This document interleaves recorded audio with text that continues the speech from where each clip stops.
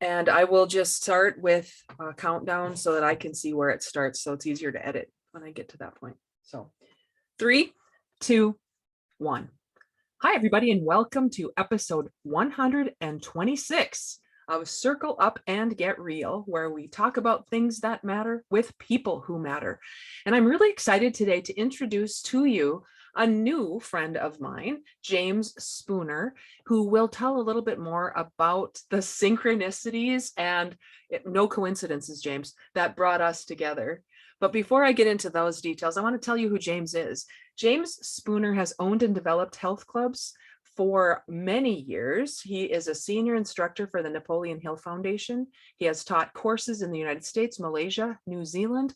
He's a consultant and advisor to many networking organizations, a keynote speaker, and a leading expert on Napoleon Hill's philosophy. And he currently resides near Harrisburg, Pennsylvania, which may seem kind of random if you know that I live in Fargo, North Dakota, but nothing is random, James, as we really get into this whole law of attraction and all those kinds of good things. So welcome and thank you for being here. Oh, it's my pleasure. I always love to talk to people, and particularly people in North Dakota. So that's great. Do you know a lot of people in North Dakota, James? No, actually, I don't. As a matter of fact, prairie dogs live in they do. or that's South Dakota. Well, we have them in North Dakota too, though. I feel kind of honored then that I might be one of the few people you actually know in North Dakota.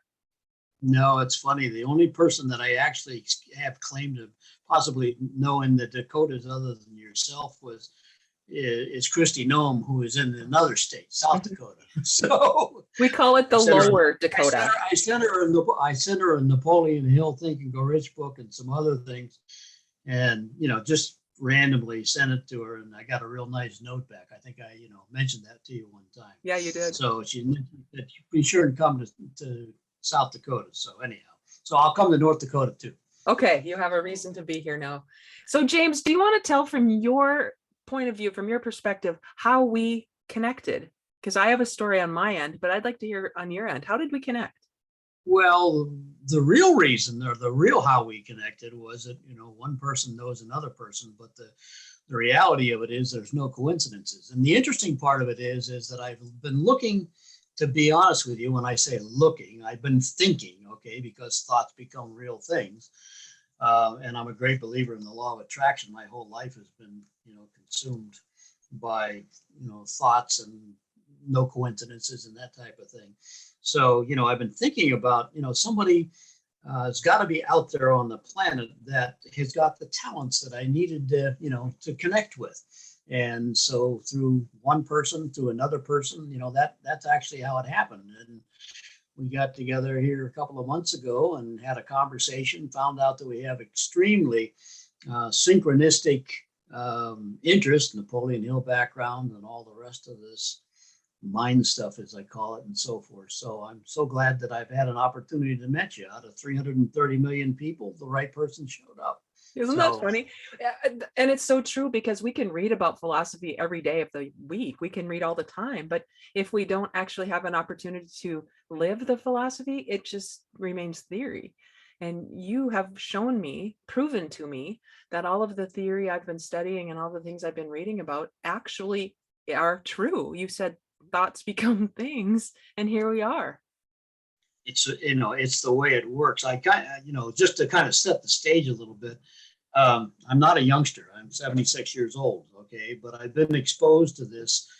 Actually, I've been exposed to this from the time that I was a child. And meaning, when I say this type of thinking, thinking possibilities, everything is possible, never settle for second best, all those types of things. So they had a very influential grandmother who I grew up with. And so, but the reality of it is that when I didn't stumble on it. Somebody gave me a copy of Think and Go Rich.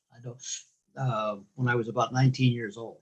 Mm-hmm. And, and it was I was very impressed by it. It was the original version of it, the 1938 version. And having been bred on this type of thinking that, what you think about seems to come to, fruition. And through my teenagehood and everything else that I found out that things actually did. And it depended upon the enthusiasm, the clarity that I was able to develop. And all of that came from, to be honest with you, from Napoleon Hill's, first principle is having a burning desire. And the burning desire that I had was never settle for second best and, go out on your own and do those types of things. So, that's the reality of it. And I'm a great believer and had the opportunities of, being able to create all kinds of things out of what I call thin air. And as we go through our conversation here, maybe we'll touch on a few of those. I would love that. I remember the first conversation we had, and I'll just go back and fill in a couple of those little gaps. So I know somebody named Rich from my experience with networking group that I was part of. Rich knew I was interested in Think and Grow Rich. Rich knows James. Rich said, I know a friend who really is interested in Think and Grow Rich. I'd like to connect the two of you. And I said, sure, I always am up for that. And when you and I got together, James, on a Zoom call, Rich wasn't there. And I thought, well, isn't Rich going to join us? And you said, no, he just put us together. So in that moment, it felt natural. It felt easy. The conversation we had that first day kind of showed me who you are. And I remember the story you shared at the very beginning was the story of the Bentley Club, which is your organization. Would you tell us that story about the Bentley Club? I'd be glad to. It's an interesting story.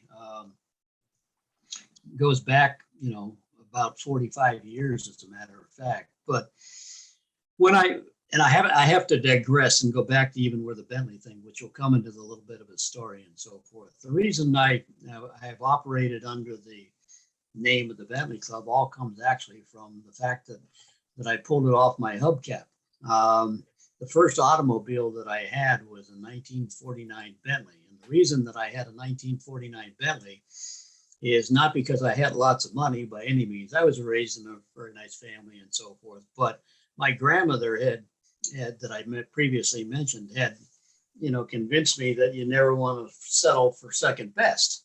So in keeping with that, there used to be a television program, and I don't even know how many of your listeners will even remember this, but there was a television program called Burke's Law, and back in the late 50s, and it was a black and white adventure show, so to speak, and it was on the networks. And the scenario on the thing was that the Burke, who was played by a fellow by the name of Raymond Burke, he drove around. He was a detective, and he drove around sitting in the back seat of a Cloud One Rolls Royce. Okay, and I always thought that was the neatest thing going. And he had a chauffeur, and he would go out and solve all these mysteries and so forth. So that made an impression on me about this automobile. And I had decided that if I ever get a chance, I'm going to get an automobile like that. And of course, the Rolls Royce and the Bentleys were supposed to be the best car in the world and so forth. So at the ripe age of 19, I'd taken all my paper money and all the other types of things that I had, and paper. I used to deliver newspapers, cut grass and do that type of thing. So I still remember it was a lot of money, but I paid $2,500 for this whole automobile. Anyhow, bottom line is that's how the Bentley thing comes about. But like so many people, after I graduated and I had a master's degree and so forth in business, I had an opportunity to go to work for Mack Truck, which is a corporate, the normal thing that you would do. And I was about 24 years old, I guess at that time, 23 years old. And did that for about 2 years. And it was interesting because they didn't want to start at the bottom of the rung. So it was a matter of who do you know? So I happened to have a neighbor who was the number 2 man at Mack Truck in the whole corporation. It's a big outfit, as a matter of fact. Everybody knows about a bulldog. And so I had the job and he ended up leaving the company after about 2 years, and I didn't really like it that well, and I didn't like the corporate structure. So I had this idea that I was going to come up with something or other. So I did. As a matter of fact, through no chance of coincidences, I happened to be at a country club, ran into the fellow who was running the swimming team at that club, and we had a conversation. And you got to remember that I had just left Mack Truck probably about 6 months, didn't really have a job, was floundering around, but I always believed in myself. I also always wanted, or I had made a vow to myself when I was about 21 that I was going to become a millionaire by the time that, or have $1 million in assets by the time that I was 45 years old, which was a long time. Okay. So anyhow, through a series of conversations with this fellow who was running the swimming pool at the country club, he said he had been involved in a swim club in Harrisburg. I was in Allentown, which is about 90 miles to the east of us. And I was kind of intrigued by it. And I said, we'll go ahead into this conversation. He wasn't involved in it anymore. And the place had been shut down for about 3 years, went out of business. So I mustered up a lot of my enthusiasm, jumped into my Bentley a couple of weeks later, and decided to go down and take a look at this building that he was talking about, which turned out, as he said, to be vacant with 3 feet of weeds growing around it. The boards were all in the window, and it was a 10,000 square foot building. Very nice building, but it had been basically a derelict building for 3 years.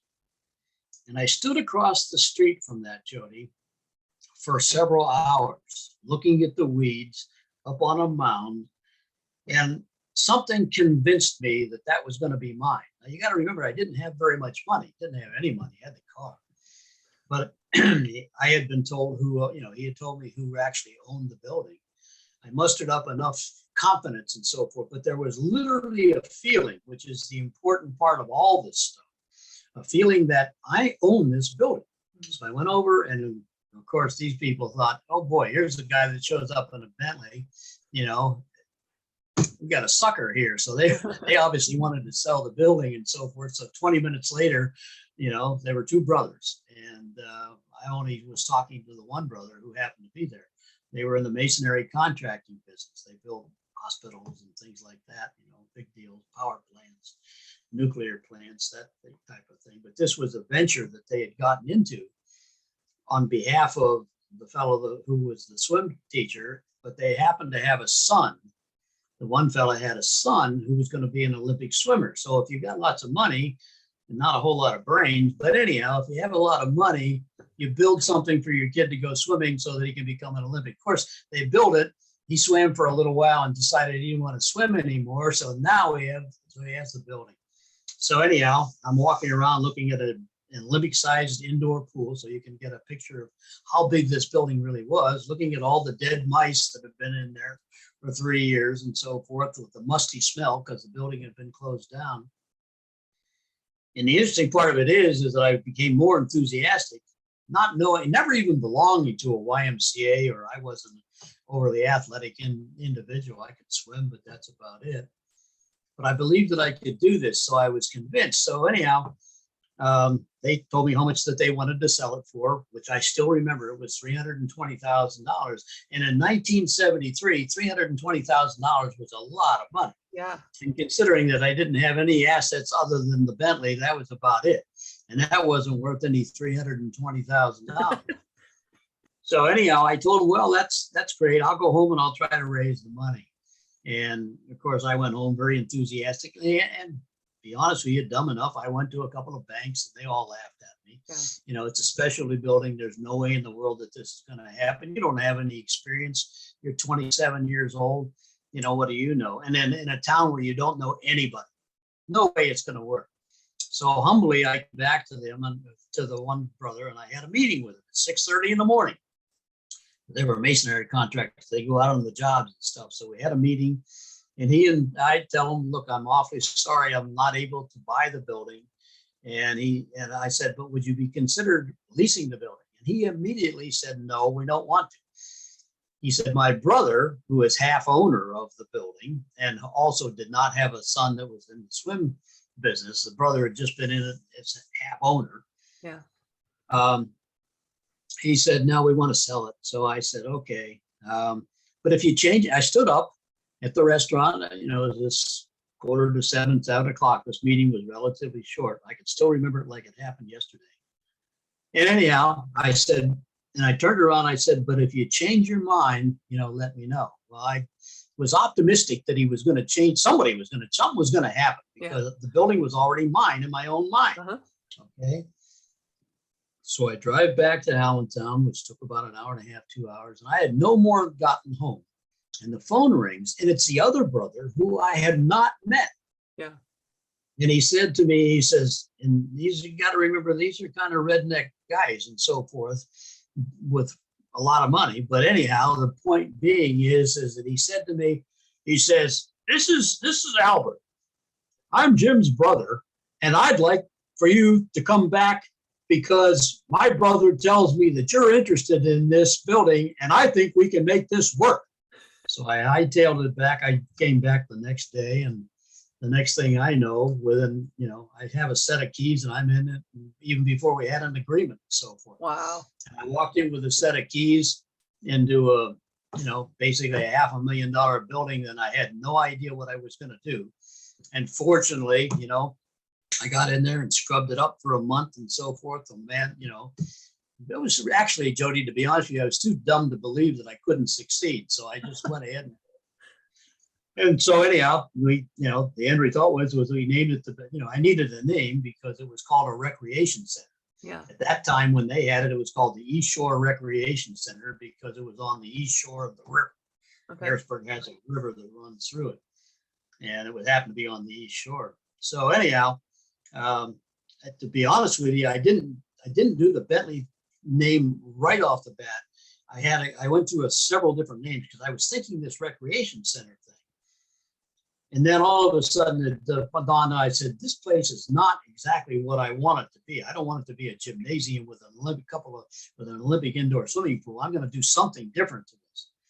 And I was fortunate enough, I was raised at country clubs and things, so I knew the atmosphere. So I had a vision, okay, that over a period of time, not knowing exactly how it was going to happen, I'll start with the swim teams, I'll do whatever's necessary, but it was going to evolve. And because of my grandmother's influence, it's interesting, never settle for second best. Mm-hmm. And that was the car routine. All of a sudden, I'm trying to come up with a name and something that would motivate me and keep my interest and the public's interest, because I'm a marketing guy, that would almost force me to represent the facility and to continue to improve the facility based on the classy sounding name of Bentley. Yeah. People didn't even know what Bentley cars were back then, to be honest with you, but I did. I knew one. They existed. Some people did. And that was an interesting thing because if the premise on the Bentley Rolls-Royce routine was that they were the best cars that were available, that to me became an omen, not an omen, I already had it, but that became the reason why I turned it basically into a country club without a golf course. We built racquetball courts over the next year and a half, developed restaurants, I was the first guy in the whole country, and I'm not being egotistical, to put in a sports medicine and rehab and call it a sports medicine. Wow. And that was kind of an interesting thing. I did that through a whole series of events. I had a fellow that came to work for me who had a background in kinesiology. And he said, there's a lot of potential business in sports medicine, or what was rehab, but we could call it sports medicine. But it's always done in a hospital environment. And being the person who knew a little bit and knows a lot more about how energy works and how vibration works, and how basically seeing or being in an environment that's a positive environment could possibly have an effect on how fast somebody would recuperate from an injury, particularly a sports injury. I figured, well, if people are playing racquetball, they're swimming, they're playing tennis, they're doing this. We had a restaurant, they're having a lot of fun and so forth. The energy of this thing, the vibration of that whole building. People will say, how in the world can a building vibrate? Well, it can, and everybody knows that you have certain feelings and so forth when you did it. So that sports medicine thing kind of took off, and along with all the other things. And of course, we were in the membership business, but that was one. And then if you have a sports medicine, you need to have a doctor. And sure enough, I met a doctor who was an orthopedic surgeon. He had an interest. He came in, had his office hours there and so forth. So one thing kind of led to another, and it was really a positive experience. And we had it for 20 years, and thousands upon thousands of members. And And it's funny because all these years later, which is 20 years later, I guess, from having the physical plant, which I no longer have, um, people still come, and it's not a club anymore. Um, People come up to me and they say, that Bentley Club changed our lives. Hmm. And that made it all worthwhile to me because it was a lot of work, but it was a lot of fun. I've always been able to tell people I never worked a day in my life because it was just one big plaything. Yeah. But it was all nothing more than a series of events that were, you can call it serendipity, you can call it whatever you want, but they were um, all of the things that happened, Jodee, were an aftermath of what my imagination was really showing on the screen of my mind. And of course, I drove it by the principles because I had been exposed to Think and Grow Rich by, having a burning desire, by persistence, by having a relatively good, pleasing personality, which is one of the principles, on and on and on, specialized knowledge. I got the specialized people and so forth.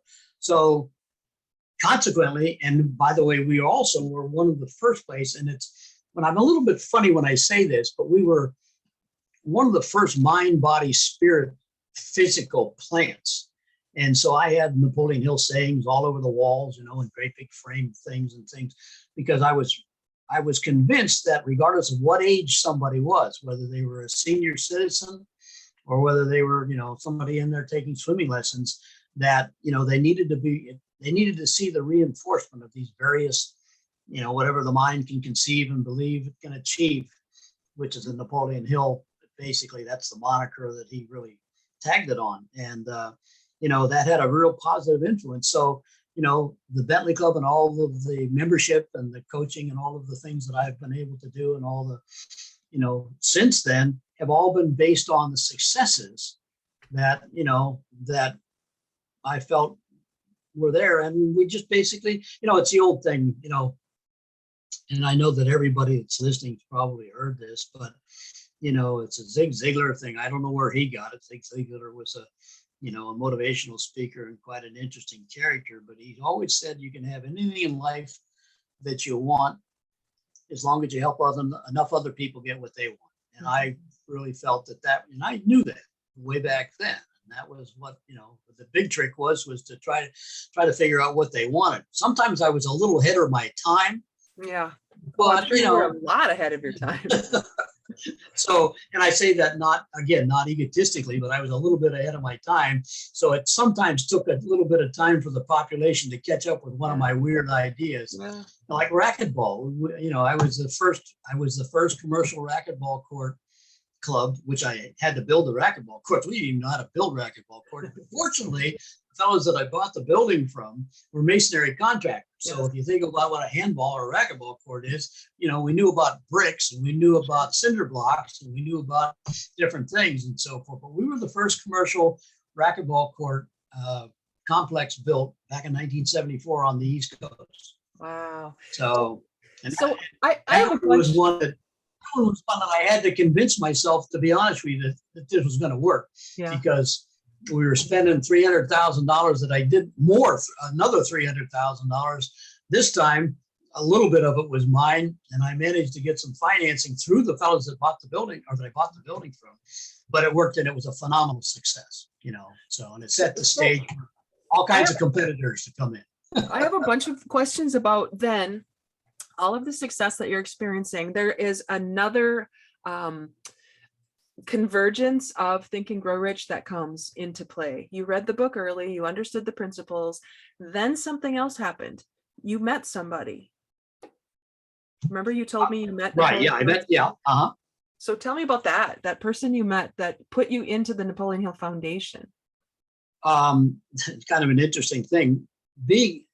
Again, you remember what I said just a few minutes ago, I had all these signs and Napoleon Hill things around the building and other ones, but lots of them. Okay. I used to buy Think and Grow Rich books from the Napoleon Hill Foundation, and a lot of books, okay, of Think and Grow Rich. And I would give them out, and we're talking hundreds of books. And these were nice hardbound books and so forth. And I'd give them to people that were members. I'd give them, it was kind of a moniker that I used, and it was just kind of a fun thing to do. Hopefully they would read them and it would have some kind of an effect, certainly as it had on me. And because I bought those books, I got a phone call one day from the Napoleon Hill Foundation, the person that was running the foundation. And they said, well, we see that you bought a lot of books and so forth. And we're building a Napoleon Hill World Learning Center on a college campus in Purdue University in Hammond, Indiana. And we'd like to know if you'd like to donate some money. So in other words, the phone call was the old, hey, it looks like you're a contributor and an enthusiast. And we'd like to know if you'd like to contribute to our building fund and so forth.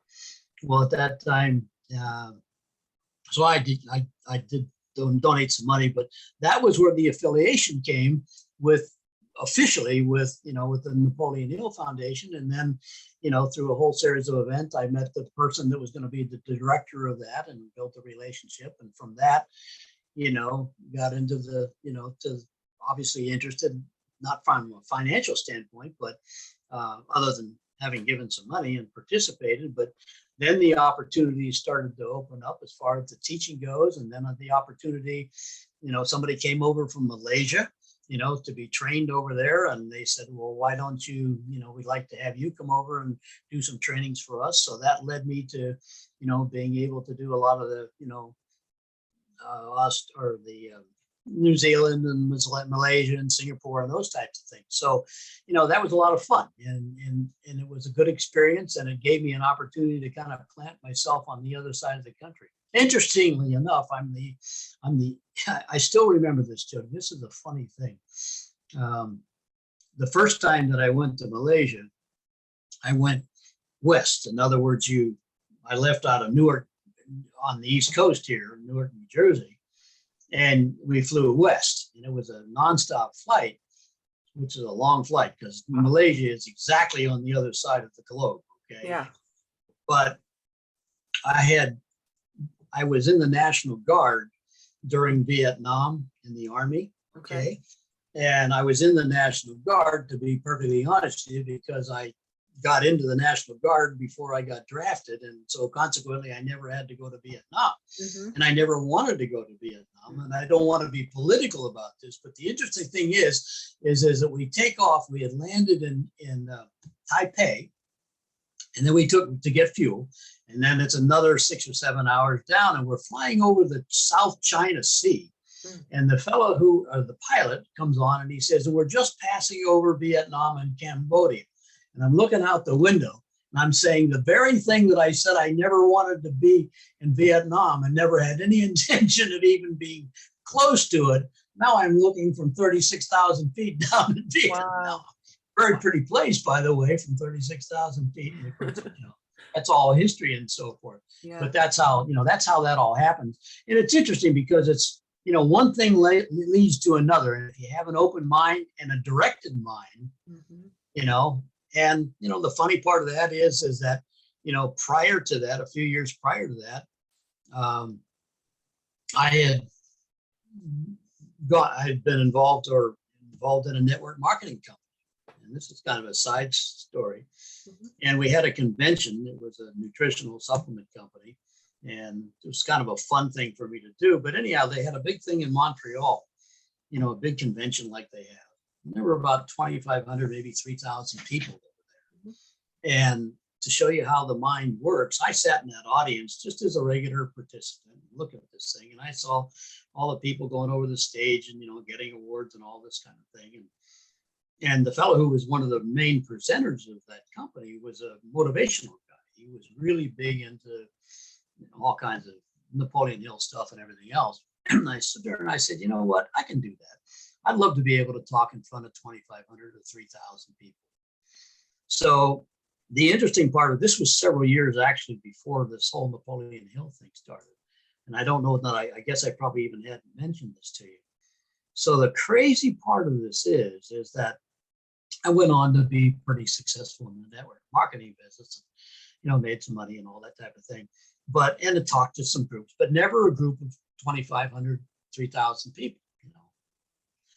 So in one of the trips, and I made several trips to Malaysia, in one of the trips, the person who was the sponsor over there, who had what was called a Napoleon Hill Associates, it was kind of like a franchise type of thing, but it was interesting because she was an attorney, but this was a side business for her. So we landed, and she said, "Oh, by the way, I landed this one time. I guess it was the second or third time that I was there." And she said, interestingly enough, she said, I was talking to a fellow who heads up the Southeast Asian division of this particular network marketing company. And I booked you to do the keynote speech at this. And this is like news to me, right? Wow. And I said, like, when? Well, she says, like, next week, because I was going to be over there for 10 days or whatever. And I said, well, that's interesting. And then I said to her, I said, so how many people are going to be at this? This was going to be in Singapore, which is 200 miles down from Kuala Lumpur. But anyhow, and she said, I don't know. He said something around 2,500, maybe 3,000 people. So sure enough, I went down and I did the thing, and nobody booed me or anything else. But it was interesting because the very thing that I had thought about 5 or 6 years before that was, wouldn't it be interesting to do it? Little did I ever know that it would be on the other side of the continent. Right. And the important part of this whole thing is that was not something that really, it was something of interest to do, but it wasn't a burning desire. It was a casual thought. So the important part of what I'm saying is that the universe conspires, basically to provide whatever you think. And of course, when I thought that thought, I was excited, meaning I thought the thought while I was sitting there in Montreal looking at the network marketing company, at the whole audience and the energy that was in the room and all the rest of the stuff. So the universe must have kicked in on that, caught that, and said, oh, by the way, sometime in the future, I'm going to provide something for you that will fulfill what you just happened to think about. Because believe me, I did not go back and think over and over again. Which is one of the things that we say that you should do. Right. I just basically planted the seed. But it reminds me of, just outside my office here, I have much to mine is mice, but it's pretty. There's a whole, probably 1/4 of an acre of bamboo. Oh. Okay. And it's like 40 feet tall. And I don't know that anybody knows about bamboo, but first of all, if you plant bamboo, it takes years for it to get out of the ground. Yep. But when it gets out of the ground, you can't stop it. Yeah. And interestingly enough, I was out there stomping out some of the new growth, which comes up practically overnight, just yesterday. But the point is that even a casual thought impressed upon from the conscious to the subconscious mind, just like Napoleon Hill says, whatever the mind can conceive and believe, it can achieve, just like bamboo, just like, wouldn't it be nice to talk in front of 3,000 people? And the end result was as it happened. So what I'm hearing you're saying in these stories is you're not focused on the how of it. You're not worried about the how of it. You're just staying in what I call the why of it. Like, this causes me to feel a certain way. And we know that thoughts mixed with emotion, are negative or positive, are the ones that come out in real thoughts become things. And so what you're saying is even a thought mixed with emotion that's not thought over and over and over again can be planted like bamboo and come up because it was in alignment, in harmony. It's absolutely the way it works. Obviously, if you add the enthusiasm and the concentration and repeat it and, do all the things that we know to do, it'll probably speed the process up a little bit. In fact, I know that it will. One of the things that I kind of skipped over, going back to that first car routine being, the Bentley and things, that was probably, I had already been familiar with, the principles of Napoleon Hill and Think and Grow Rich. But that was probably the thing that convinced me that this stuff actually works, okay, that this mind stuff works. Because it occurred to me that, wait a second, all I had was a thought of not settling for second best in a series of circumstances, which are long too involved for me to explain as to how that car actually came about. Mm-hmm. But the bottom line is that years later, because I had seen that car in that movie in 1959 or in that television program. Mm-hmm. This is 1970 or whatever it was. We're talking years later, or let's see, would have been whatever I was. Yeah, that would have been, years later and so forth. So the seed got planted. But what occurred to me, and the important part for anybody listening to this thing is that, or what convinced me of it is that, wait a second, an old thought became a reality. In other words, the old thought of my first car is going to be something special. And all of a sudden, a whole set of circumstances happen where I run into somebody who's selling old used Bentleys and Rolls Royces. I make a friend out of him. I end up getting the car. And so in other words, that convinced me at that time, and that was probably the first really thing, that, wait a second, there's no coincidence. The thing that I think about seems to come to fruition my whole life. And by the way, the other thing is that I didn't keep track of the numbers while I was in the club business and so forth, but that whole thought, and I did not get up every morning and just say, well, am I on my track as the years went by to become a millionaire? Well, the end result was that when we finally did the numbers, which was when I was about 45, because I had planned, I never even thought about it and so forth. I do the numbers only to find out that, my net worth was about $2.5 million. Yeah. So it exceeded it. Okay. And it probably exceeded it.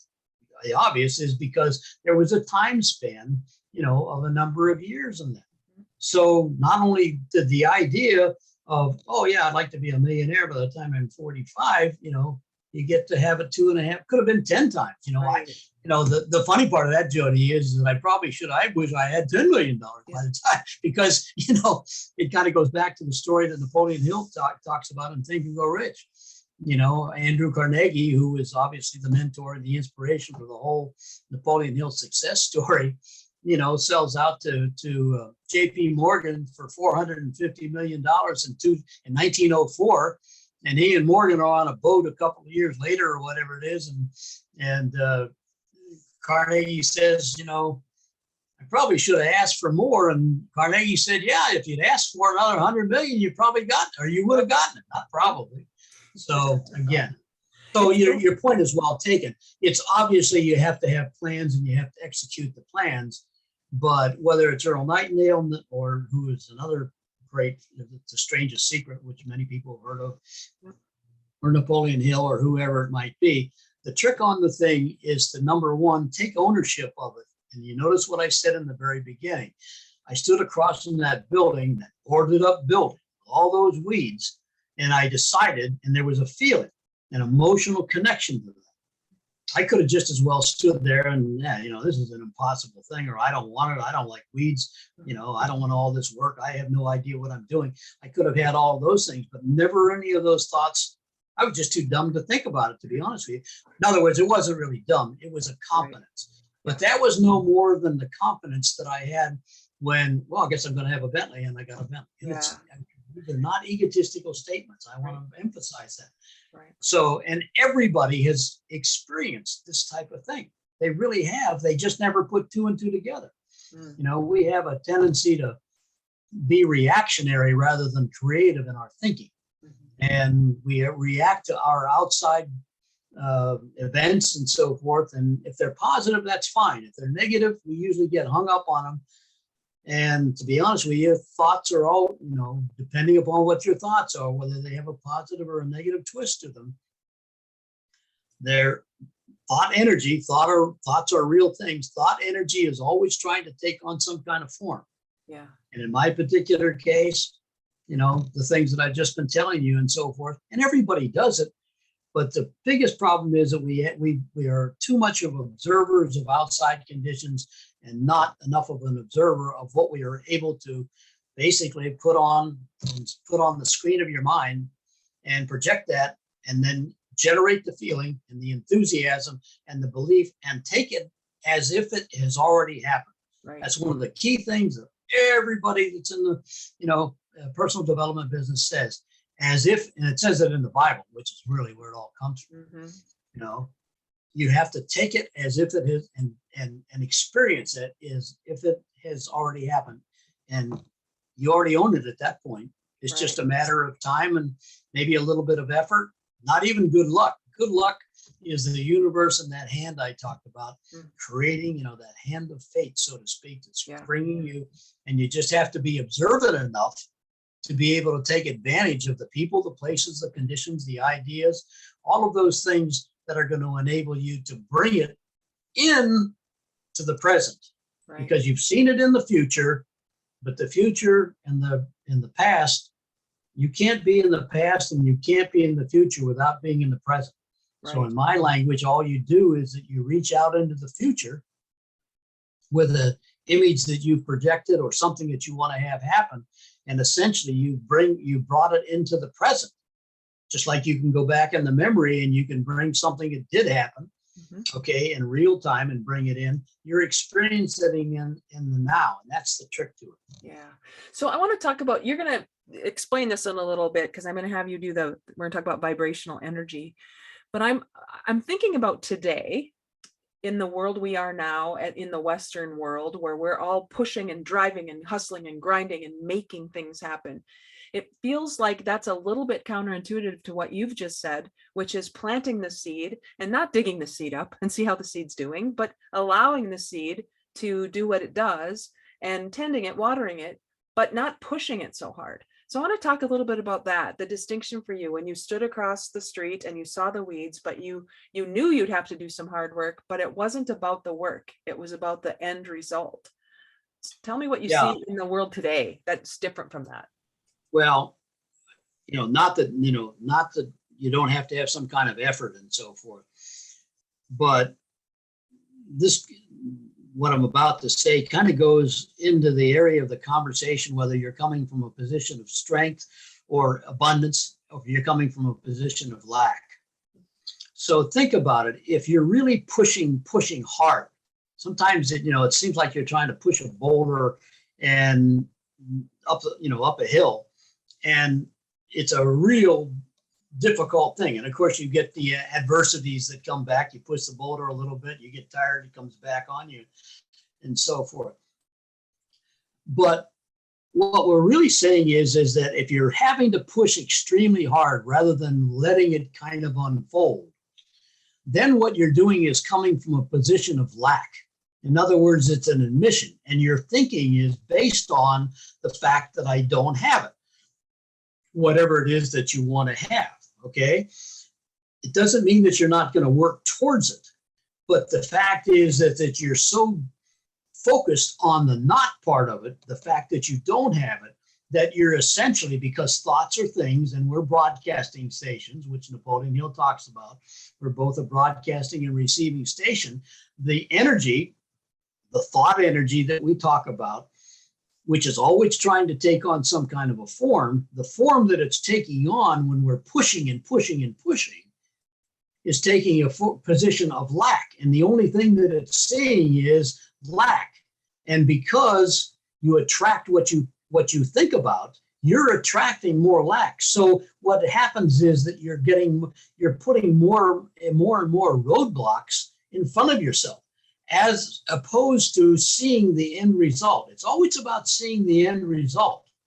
And when you see the end result, you don't have it right now, but you don't have to kill yourself in order to make it happen. Because essentially what you're doing is you're triggering a universal mechanism that's preventing you from speeding up the process. Relax. Do the necessary things, but don't push it. I always make the analogy when I'm doing a workshop or something. Did anybody ever try to push a rope across a floor? It's impossible. It's not going to work. Mm-hmm. But if you have that and you very nicely just take that end of that rope and you very nicely pull it, it's going to straighten out and it's going to come right to it. Another example would be, if anybody has a dog, and I'm sure lots of people listening have particularly a dog. If you take the dog is your best friend. and you cuddle with him and you do all kinds of different things. And if you take that dog out into your yard and you start to chase after that dog, which direction is that dog going to go? He's going to run away from you. Mm-hmm. Well, when you chase things, you've basically created a negative void, which is going to duplicate itself. So that's a long answer on your question about pushing it. And that's where, everybody hears about the law of attraction. The law of attraction and serendipity works. Okay. As long as that vision and the belief that you already have it, even though consciously we know that we don't, whatever it is, the car, the circumstances, even the good health and so forth. If you see yourself being healthy and you continually see that and believe it as if it has already happened, you will grow into being healthy. You will attract, and healthy is whatever, whether it's physical health or mental health or stuff you want. Okay. Yeah. So it's so funny because it makes so much sense when we're theorizing about it, when we're talking about it without having our own personal situation involved in it.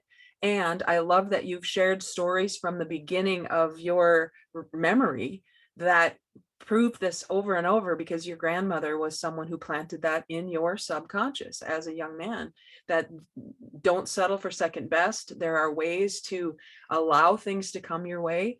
Not that you didn't have to do a lot of work and pull a lot of weeds and get rid of old dead mice and do a lot of things that caused you to have your dream come to fruition. But in the world today, as we just identified, if there's a lot of struggle and push, and then people will say, see, this doesn't work, because it's what they're thinking from a place of lack. And they're just proving that it actually does work, because they're saying, my thoughts tell me it doesn't, which is a true thought. That's so exactly, counterintuitive. It's, and it's all built on the idea that thoughts, meaning actual, and what's a thought, to be honest with you, Jodee? I mean, a thought, I'm not even sure, but it's a bunch of electrical impulses. So it's an energy, okay? And it's not jump up and down type energy. It's energy. Okay, it's electrical impulses and so forth.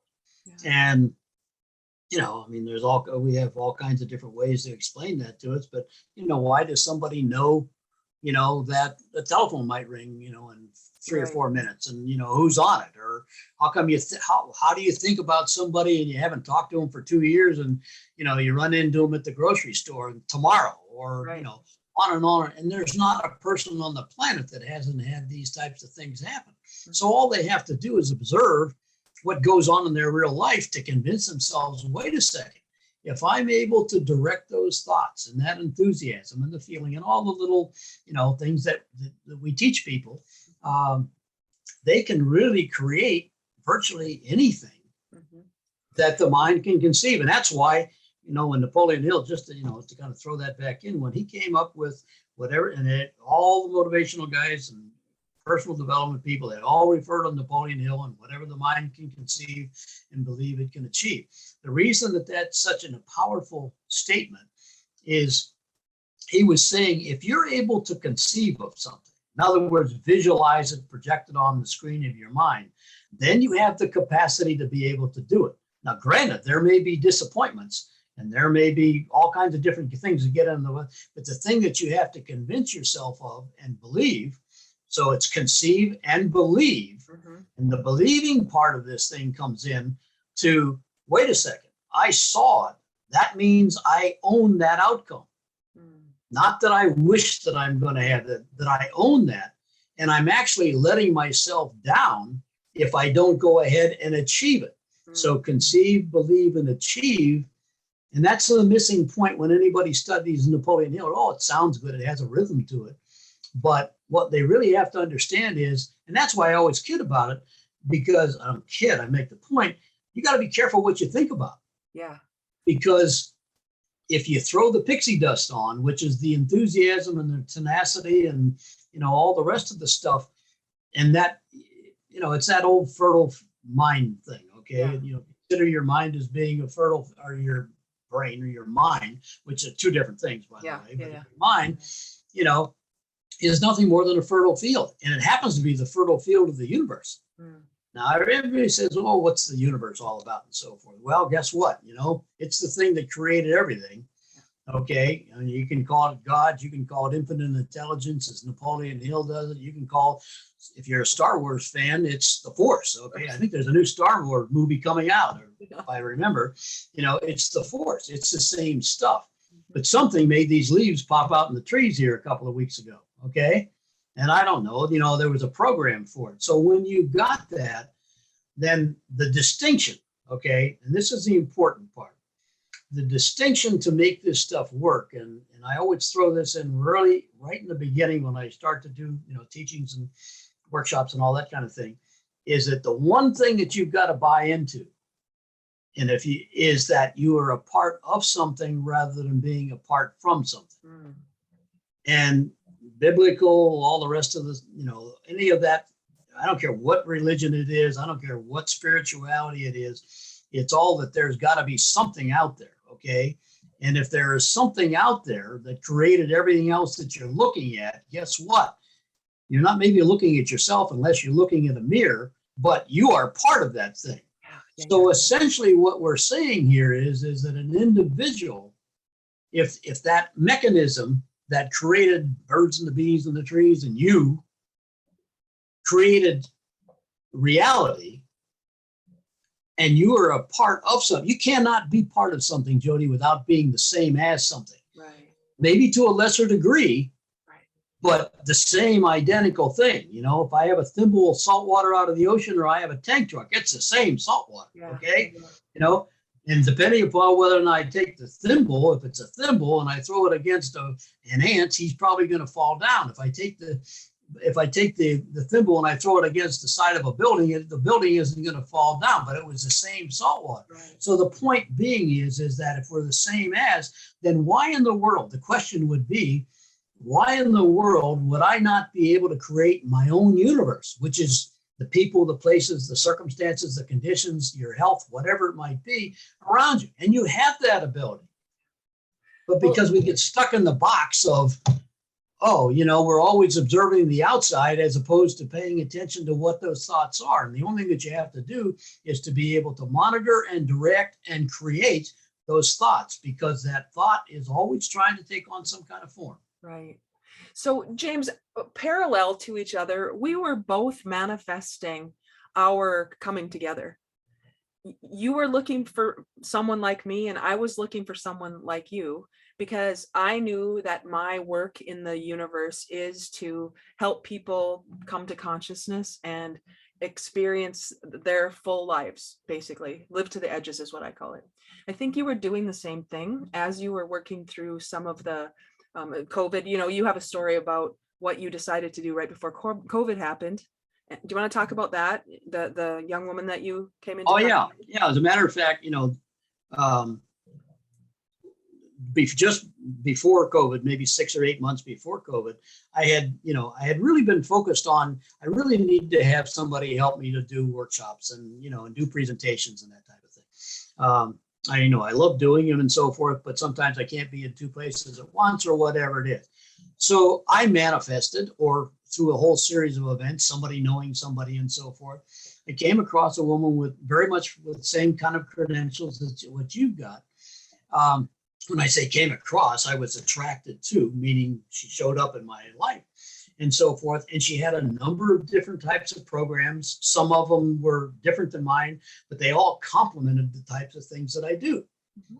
And so we had come up with an arrangement or an agreement that we would work together, and coordinate our efforts, and everything would, and we were going to, and everything was done. She had PowerPoint presentations. She had all kinds of stuff, things that I don't necessarily have. Okay. So, but anyhow, so we get all ready to go. And I get a phone call one morning from somebody who knew of her and said she loved to ride motorcycles, and she and her husband were out on a motorcycle run for that weekend. This was on a Monday morning, and they were in a wreck, and she'd gotten thrown off and she was killed. Tragic thing, of course, obviously tragic, certainly for their family and that whole thing, and the disappointment for me, but that's kind of in the equation. But so that was 2.5 years ago. but it never, but again, the seed was planted, but because of that, I said, well, I'll just continue to do the things that I do and have the members and do everything that I do and so forth just by myself. But it never left my subconscious mind. The genie that I call was working out there. And so, through a whole series of events, like we just talked about, one person knows another person, and, the end result was that, here we came together and so forth, which is, there's no coincidence. There are no coincidences. I always tell people, don't get into this coincidence stuff. You can call it, because if you just take a look and think for just a minute, if you take the word coincidence and you spell it out, and I always ask people, what's the root word of coincidence? It's coincide. Okay, so what's coinciding with what? Well, the events that take place are doing nothing more than coinciding with something that you projected out into the universe, so to speak, into the ether, or whatever you want to call it, and so forth, that brings to you, it's like the hands that just mold it around and it ends up happening. So, and there's another thing, by the way, that was obviously that was a tragic event, but I'm a great believer. Napoleon Hill's got another phrase that I've used all my life, because you have tremendous number of disappointments and so forth. But I learned a little trick that I got from Hill way back when I was, 19 years old. And one of his things, in addition to the mind can conceive and believe routine, is that every adversity contains within it the seed of an equal or greater benefit. Now, that one's a little tough to swallow sometimes, but if that becomes a person's mantra and they really believe that, Jodee, and stuff is going to happen, okay, whether we created it or we didn't, or, we create everything, but bottom line, it happens, all right? But if they can take that and superimpose that thought and the emotions that go along with that, you can get through anything. Right. We have tragedies that happen but you've got to be positive from the standpoint, not airy-fairy positive, right, but every adversity, regardless of how bad it is. You can take the events that are going on right now. As we do this thing, there's been a tragic, school shooting and so forth. And that's tragic. There's no question about it, and terrible. However, given some time, there's a seed or an equal or greater benefit that's going to come from that. Not that you want to go out and create those kind of events, and I'm not saying that, but I'm saying is, and things are going to happen. They're going to put school guards up. They're going to do whatever they're going to do and so forth. But, on a daily basis, we all have those types of experiences that happen. Yeah. Sometimes people have more than others and so forth. If they do, they're probably thinking on the negative side of the thing, but they can dissipate that energy, the energy that is involved in that event, whatever the event is, that disappointment. And they essentially can take a great big eraser. If you can imagine a great big eraser in your mind, it's on a giant pencil, and you can take and you can erase that by one simple statement. And that statement is, every adversity contains within it the seed of an equal or greater benefit. And if they believe that, it works. And trust me, it certainly helps you to get through all kinds of different things. Yes. So James, we could talk forever, and I'm sure we will at some point. We'll have other opportunities to do this, but we have something coming up that we're in the very, very early stages of putting together. You and I haven't even really solidified a lot of it yet, but you want to talk just a little bit about what we've got cooking? Well, yes, as a matter of fact, just to digress for a second, because I was in that club mentality forever, I think in memberships. Somebody else might think in whatever, a doctor thinks in patients. I think in memberships and so forth. And of course, my whole business model is around members and so forth. So, and I've done lots of different types of workshops and things. So you and I are in the process of putting together the formal, doing small workshops, maybe even some larger ones, not necessarily 3,000 people, Jodee. I don't want that big. Let's not do that. Been there, done that. That's right. Okay. And I don't need to go to the other side of the planet to do it. Okay? Right. But, some workshops and some discussion groups and a membership, basically, that people can become involved in it. And it's not only a learning situation, meaning they're going to learn information, Um, and to be honest with you, they can go read lots of books and do all that kind of thing. But it's more of a support type of a situation. When you're when interestingly enough, when you are a member of something, a member of the Bentley Club, for example, you are a part of something rather than apart from something. And because you're a part of something, that means that you get the support of that. So that's really what we're going to be doing, and we're going to be doing it in the very near future. And I'm super excited because this is exactly what I used to do a number of years ago, pre-COVID, because everything changed. And it was exactly what I was going to do with, unfortunately, with the young lady that had the accident and so forth. So, here it is. It took a little bit of time to evolve. COVID had to get out of the way. Right. Okay? How are you going to do groups when you can't have a group? Yeah. You can do the Zooms and things like that, but we're going to do the live presentation in addition to, the Zoom presentation. Right. That's how I see it. That's how I see it. Draw on your vast amount of experience. Well, and knowledge. So most people know, if they've listened at all, that I've been facilitating groups studying the book Think and Grow Rich for about 13 years now, in groups of about 10. And we study it over an 8-week period. We call it a mastermind study. So while we're using the book as the reason for coming together, it's less about what the book says and more about who we become as we read the book together. And we use all the principles, especially the mastermind principle, the power of the mastermind, which says that when we're in a spirit of harmony, the best of all of us is invited into the space in what Napoleon Hill called the mastermind, the best of all of us. And that's what I'm experienced with doing, using those principles and watching it manifest for other people who come back each week and say, oh my gosh, this happened, or this is what I noticed, or this is who I was becoming, which inspired me to take action that produced a result, which is very different from doing and never even being aware of who I'm being in the process. So it mixes it up a little bit from what most people are probably used to doing, and will allow a lot of opportunities that I'm looking forward to being part of and being witness to. No, I am too, and it's, one of the exercises, one of the little things that we always have people do is I have people go back, Jodee, and I have them make a list of when they first start this thing, if they've never been down this path, I have them make a list of all of the things that they considered that were successes in their lives.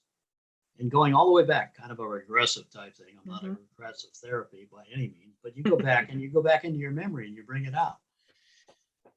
And they find out, if they make a real long list, which they should, that everybody has had significant successes. And I only stick to the successes because everybody's had some bumps in the road. And this, I guess, goes back as far as the memories will take them. And the reason that I do that is that I want to have that jolt to that subconscious. So, because the subconscious doesn't forget anything, it's all in there, as we talk about and know.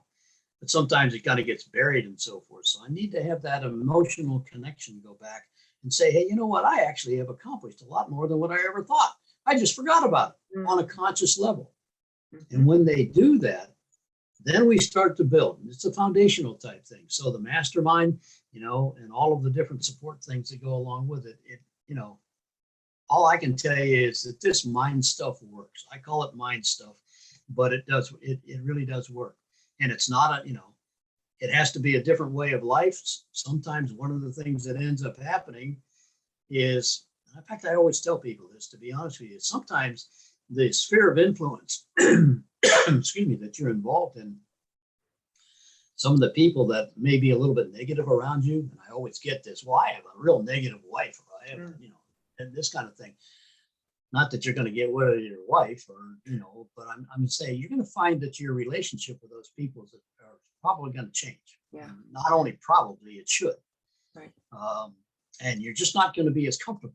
It's kind of the old adage: have you ever walked into a room where you're a pretty positive, upbeat person, and the whole room is filled with naysayers and so forth?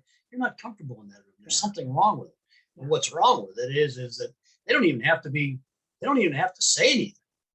That room is, and this is a whole nother topic, but that room is vibrating with a negative frequency, and it goes back to the Napoleon Hill thing with both the broadcasting and receiving station. Well, what the heck does a radio station do? it picks up and emanates vibrations. That's all Right. they are, electrical impulses. So, the more sensitive that we get to that, the better off that we can control our own thoughts. And the more we can control our own thoughts and direct them and essentially manipulate them, that's a positive things, Mhm. format them into what we really want them to be, the better life that somebody's going to be able to create for themselves. It works that way. Worked for me. Absolutely. Love it. Love it. James, if somebody wanted to get a hold of you after they hear this, what's the best way for them to do that? The email address is Bentley Club at AOL. Believe it or not, I'm still an AOL.com type person. There's a website. It's thebentleyclub.org. And they Okay. need to put the thought in front of it, not for the email or the other one. Okay. And on both of those, both those things, I'll certainly respond. So that's how they can get a hold of me. If they That's have any great. questions, Th- be more than glad to talk to somebody. Perfect. We've got a lot coming up, everybody. So thank you for being with us today. And as always, get real. Thanks, James. You bet. Thank you so much. So I'm just going to stop recording.